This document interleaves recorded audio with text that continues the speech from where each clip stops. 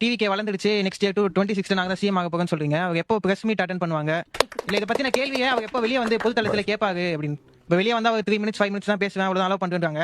அப்படி எங்கேயும் அலோவ் பண்ணல. அவங்க எப்போ இதெல்லாம் கேள்வி கேட்பாங்க? இந்த கூட்டத்தை எப்போ இதை பயன்படுத்தி ஒரு பொது பிரச்சனைக்கு ப்ராப்ளம் சால்வ் பண்ணுவாங்க? பப்ளிக் இஷ்யூ பொறுத்தவரை அது தெரியாதுங்க, எல்லாமே தகவலா கிடைக்குங்க.